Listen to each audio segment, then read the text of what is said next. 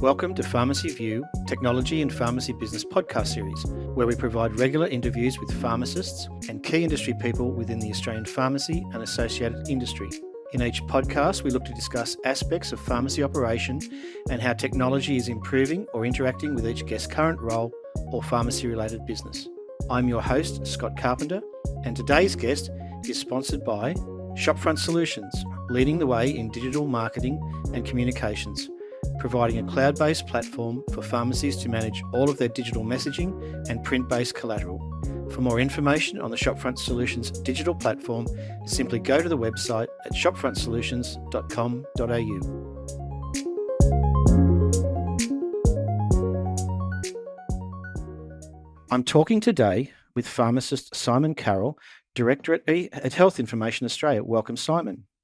G'day, Scott. Lovely to be with you. Likewise. Now, Simon, due to COVID border closures and regional travel that both you and I have been able to do, you and I actually haven't physically met to date. All of our interactions have been virtual, which is, not necessarily a bad thing in terms of technology. And we've discussed to make sure we catch up at APP next week. So for myself and people listening today, who is Simon Carroll? Yeah, thanks, Scott. I look forward to meeting you face to face. So I was born in Zimbabwe and grew up there and went to school and then ended up at university in South Africa doing a pharmacy degree. Married my wife, and then in 1987 we moved to Australia. Started off in Sydney and I ended up with Sol Patterson. For a while I managed their Hurstville pharmacy, then their 160 Pitt Street pharmacy, and then moved to API in a buying capacity as their ethical dispensary buying manager. And then in 1992 moved to Canberra and bought my first pharmacy in 1994. So those pharmacies grew in number. Some purchased existing pharmacies, some greenfield sites, and ended up being an owner of pharmacies for about 15 years. There were a number of them. And at the end of 2008, sold out.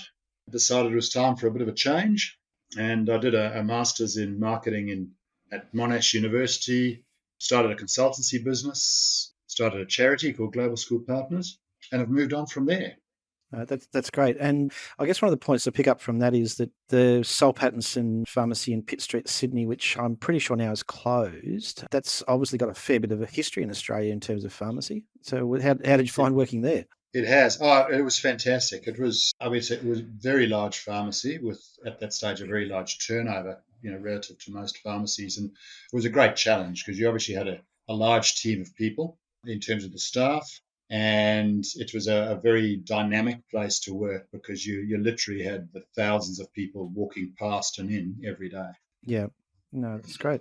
That's good. So, Simon, we're here, I guess, today to chat about yourself as a pharmacist and the part technology plays in you. And I guess the couple of points that we're going to talk about today is Health Information Australia, eHealth Coach, and your consulting business. And we also want to talk about your Global School Partners program that your wife and yourself are involved with. But for anyone listening today, let's chat about Health Information Australia. And I like the note here that you sent me that said you use QR code technology for information. Let's talk about that. Yeah, sure. So Health Information Australia is a company that I started in 2019, actually, just prior to COVID, sort of November 2019. And it relates to providing reliable health information for pharmacists and really for consumers, actually, but through pharmacies. So the pharmacies who subscribe can have a range of things available. One of them is, as you said, a QR-coded shelf talker, which immediately, if a consumer scans that, as we're all familiar with QR codes now, it takes them directly to that health information. And it's minor ailment things. So it could be hay fever, it could be tinea, it could be head lice, etc. They're 25 topics. Yep. And it takes them to that pharmacy's website if they've got one and if they're hosting the content there. Which is branded for the pharmacy, etc. If they don't have a website, and not all pharmacies do, it would take them to our Health Information Australia website to that topic. So the consumer can immediately access information around a minor ailment. Yeah. So is there a template for what products in a pharmacy would apply to? Is it quite wide? It's quite wide. We chose, basically, we started off choosing the top 10 OTC sort of minor ailments in pharmacy. So things like your cough and cold, pain, sinus, hay fever, therapeutic skin, eczema, dry skin. And we sort of expanded on that, just looking at the top categories in pharmacy. And all the topics are written by professional writers and then edited appropriately and peer reviewed. Yep. And so the information sort of follows the format of the symptoms. So the consumer can potentially pick up the brochure, say, oh, yes, I've got those symptoms, touches on the causes, and then it talks about lifestyle options for the people, and then into the pharmacy options. So what's the pharmacy going to do for you? Yeah, as well. So again, if I just say that back to you to make sure that I'm clear. So if I'm a consumer and I've walked into the pharmacy, which I do on a regular basis, particular ailment or genetics, background, Yep. family history, etc. Whereas I might be used to just walking up to the counter, having someone chat to me. If the pharmacy is busy, I might go to the area, and all of a sudden now today I might find a digital QR code in the area or on the shelf. Like, how does that work? Yeah, so they sit in little perspex or plastic pockets, so that actually just tuck into the shelf stripping. Yep. So Okay. they're sitting at the shelf with the product, the relevant Yep. product. So Yep. for hay fever, it'll be sitting with the antihistamines, the non-drowsy antihistamines out in the front of the store. Yep. What we are finding, though, is the staff find them really good as well, because they can actually do some, I suppose, their own learning and upskill themselves from them. But it Well, enables them to back up their recommendation. yeah, no, I was going to say, I mean, look, there's so much information that a pharmacy team has to kind of, be up to date with, that it's a good kind of refresher or prompt. So again, if I take that customer journey in case, talking about myself, so I've scanned the QR code. There would be two options, but we'll go with the first option, and that is that the particular pharmacy has its own website, and it's taken me into their website. So it's kept the chain of communication with my pharmacy, with that brochure for that particular condition, and that's a digital brochure. So again, there's potentially links in that digital brochure to other information, or is it all in one brochure? It's a digital brochure coming through on an RSS feed or a PDF embed system, or we've got about 5 ways of putting it into the website. Yep. But it is branded for the pharmacy, so it looks like, for all intents and purposes, it is the pharmacy's content. Not Health Information Australia's. Good. Okay. No, that makes sense to me. Well, again, I think it made sense anyway, but I just wanted to kind of just confirm that was the customer journey effectively that this goes to. So next time I'm in a pharmacy that has this, I'll go through that, and I guess anyone listening could do the same thing. And we'll get to this point at the end, is that if anyone listening today wants more information, there'll be your contact information as part of the notes. So I guess that then leads nicely into QCPP support around this area as well. Yeah, so we found with Health Information Australia that there's been a lot of interest in the health information part of it. And QCPP for me has been a frustrating program in a way, because it's seen as a policeman. It's seen as something you have to do to tick a box to be able to access, say, PPA funding and services funding and things like that. Yep. But in reality, to me, QCPP is a huge business enabler, because if you're doing those things appropriately in QCPP, you're actually going to be running a more efficient and effective business. Yep. So what we've done with Health Information Australia, we've now created there's the new QC 2020 has rolled out, the new program. So we've created templates for all the new policies and procedures that are required. But we're actually offering support to pharmacies to help them not just pass QCPP, but actually to thrive using QCPP. The standards, so applying the standards, which is what they're made for. Exactly, applying the standards, applying it so that when you hire a staff member, you go through the right procedures. So you get the right staff member, but B, you actually set up that staff member to succeed because they are properly inducted and engaged into your business. Yeah. Yeah, no, that's right. And so in terms of the QCPP support, again, we're talking digital technology here. So I'm imagining that the forms and the documents can either be stored as a digital file or could be printed if that's the way they want to do it in the pharmacy. That's right. So our encouragement is to have everyone putting it into basically a digital format and operating from that digital format, so that you don't have the files gathering dust on the shelf, as most of them do, and to be dusted off every couple of years when you get an assessment. But it actually becomes something that's available on their desktops in the pharmacy to be used as required, possibly on a daily basis. Yeah, and then I'm imagining that would tie nicely back into, and I've seen the transition on this over the last couple of years. The as you mentioned before, the team induction program. So that was potentially a very manual process, if not at all, 10 years ago. But these days, team members' inductions and training is all a digital record. So this would then just link into that as well. Absolutely. So you've Yeah, just got it all at your fingertips. And to me, in the ideal world, when QC 2020 assessors can actually go back into pharmacy, which they can't at the moment, it's all yeah, remote assessment.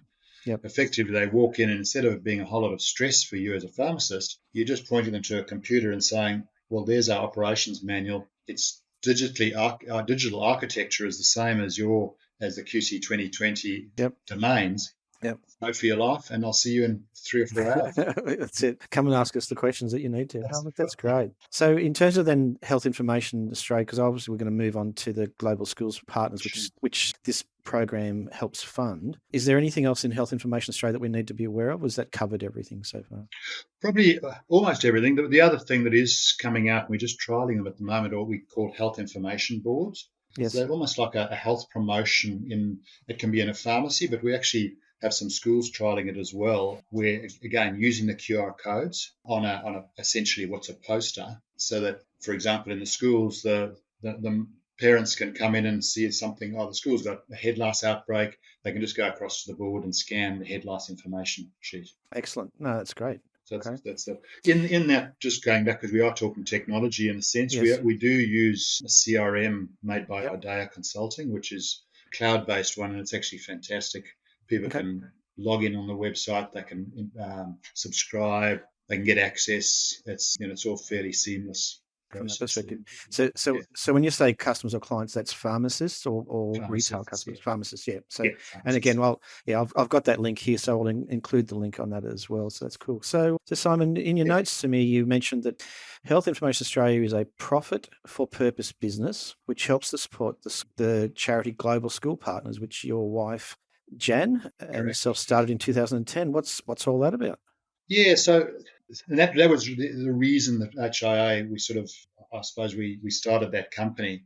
One, because I've got such a passion for pharmacy and helping pharmacists to thrive, but the second was to help support Global School Partners. So Global School Partners started in 2010, Yep. and we realised, my wife she's now a lecturer at university in education, and I've obviously got a health background, but we've always had a heart for children having the opportunity to reach their potential.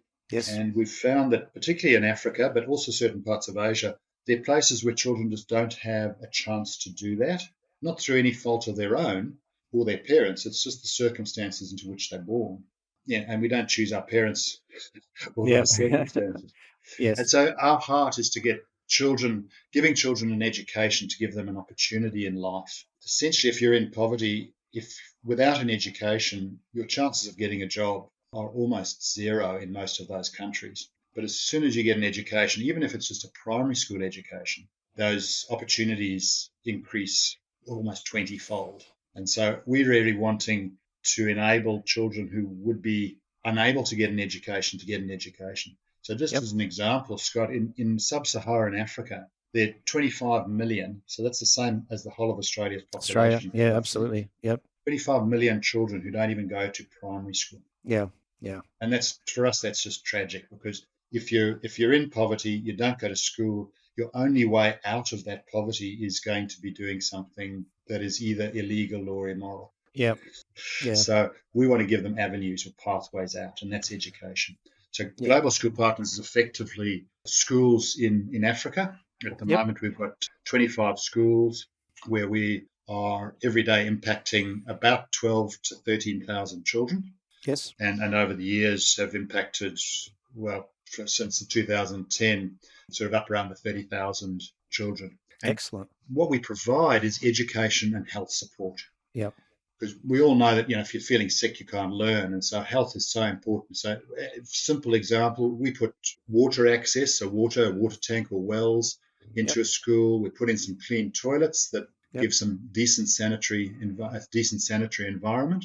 Yeah. We drop the children's absenteeism from illness by 72%. Excellent. Yep. Yeah.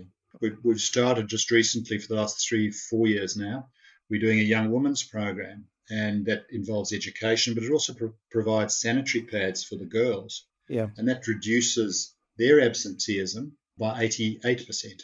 Yeah. So, And as you said, and then keeps them in school, keeps the education going, and then the further they move through the education stages, the more likely they've got a chance of actually having quality life, absolutely, etc. Yeah, that's cool. So as an example, we've got a young lady called Daisy who we started off with in 2011. She was sponsored, so she got a sponsor from Australia, which gives her a scholarship into our schools. Yep. She finished primary, she finished secondary. She's now in her second year of nursing. Now, to put into context, Daisy was working in a mine, basically in a quarry at the age of 11, breaking up rocks and helping the adult men, work in that place. Without rescuing her, we believe she would have probably been pregnant by the time she was 13 or 14 and married off. Yep. She's now got to doing nursing. She's going to finish that and have a huge impact in that community, in her community, because of the skills and her work ethic into what she's doing. And we've got a number of people like Daisy that have gone through the process. Yeah. No, that's excellent. And look, we'll include the link to globalschoolspartners.org.au in the notes. But I guess if anyone was interested, they could go and have a look at that website, or they can, from a pharmacy perspective and a business perspective, come back to you and chat with you about Health Information Australia, because the profits from what you do there in helping pharmacists then support Global School Partners anyway. Correct. That's right. Yeah. So Health Information Australia, basically 100% of the profit goes to Global School Partners. No, that's cool. Yeah. All right. So then moving on, there's two other areas that you're involved with. One is your own consulting business, and also the eHealth Coach. So let's chat about the eHealth Coach. What's that about? Yeah, sure. So obviously there's a digital revolution in healthcare in Australia at the moment. Started off with My Health Record back in I think 2011 or 2010 or something like that. Yes. Which is only just starting to see fruition. But the acceleration through COVID have been things like electronic prescriptions. Yes. And soon to come, the e-secure messaging and e-referrals, etc. So there's a whole raft. They're sort of 8 pillars with about 40 different areas in health that are going digital gangbusters, if I can call it. Yeah, absolutely. Probably the guru in the pharmacy world and in the health world on digital health is a pharmacist called Ben Wilkins. And Ben and I started chatting at the beginning of last year about digital and where it's going. And we started a company called eHealth Coach, where it supports pharmacies or pharmacists to get connected digitally to all the things that are available through the Australian Digital Health Agency. Okay. Yeah, so it's getting them lined up with their NASH certificates for My Health Record and with things for electronic prescribing. So their PRODA's sorted out. It's quite a minefield. That whole area. It's quite confusing. Getting their PRODA sorted out, getting them into HPOS, getting their pharmacists on as members so that their pharmacists can actually access the Australian Immunisation Register, for example, for COVID vaccines through their own PRODAs. So it's quite a convoluted thing. We're also working with medical specialists, to some of the PHNs in Australia, to get the medical specialists into the game as well. Okay, so this is through the HubSpot, is that right? Yeah. So one of the digital platforms we use there is a program called HubSpot, and that enables, because Ben is in Newcastle, I'm in Canberra, it enables us to have this source of truth of communication, email tracking, note tracking, etc., for each of the clients that we deal with. Okay. And so HubSpot's been fantastic in that. It's actually, there are paid versions, but the free version is pretty good itself. Yeah. Just to give you a basic CRM on what's happening. Okay. So again, anyone interested in this area, if they haven't already heard about eHealth Coach, can either contact you directly. I might get, was it Ben in Newcastle? Yeah, Ben Wilkins. Ben Wilkins. Yeah, I might get his contact details up so we can add them in the notes as well. But effectively a one-stop portal for all of the e-portals in healthcare.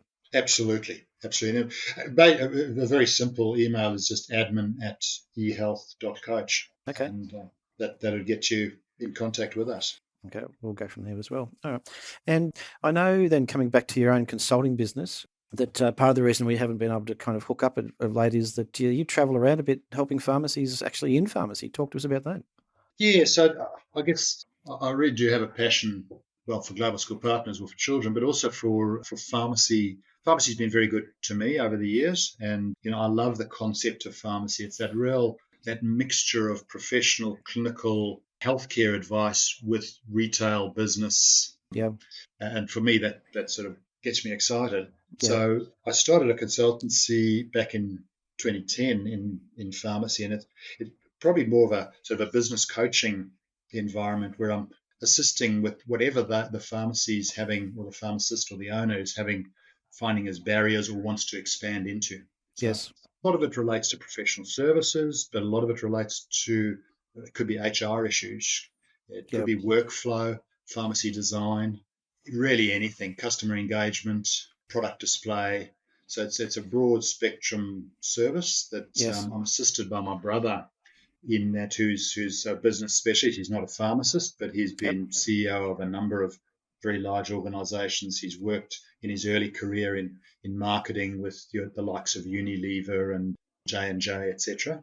Yep. Yeah. So fast moving consumer goods arena. Yeah, the fast moving consumer goods. So he's right across all of that. He's also a professional speaker now in business coaching and in leadership. And so we work together trying to assist pharmacies to reach their potential and to get the most out of their businesses. Yeah, and again, as I mentioned a couple of times, obviously people can get in contact with you through the links that we'll put or we'll attach these podcast notes. But in effect, and it's one of the things there is that I'm passionate about as well, is that it's often great to go in and from an external point of view, look at another person's business. And whether you're a pharmacist with an existing business or whether you invite someone from outside to come in, you don't have to take everything as written, but again, obviously someone coming in from outside will see things that you're not seeing because you're there every day. Exactly. It's just a new set of eyes. I haven't got any special powers or anything like that. It's just a new set of eyes. Yeah. And the fact that I am going into a lot of pharmacies, so I get to see a lot of different ways that people do things or systems and things, plus keeping on top of, best practice in the industry. Yes. And so my general thing there is personal visits. So it's face-to-face, because while Zoom and all those things are wonderful, it doesn't give you the real feel of the pharmacy. You don't get a good concept of where it's situated in the community. I find it's funny, when I walk into a pharmacy, I can generally tell pretty quickly, and obviously it varies day to day, but pretty quickly as how happy the team is. Yes. How engaged the team is and how committed they are to customer service and to the professional side of pharmacy.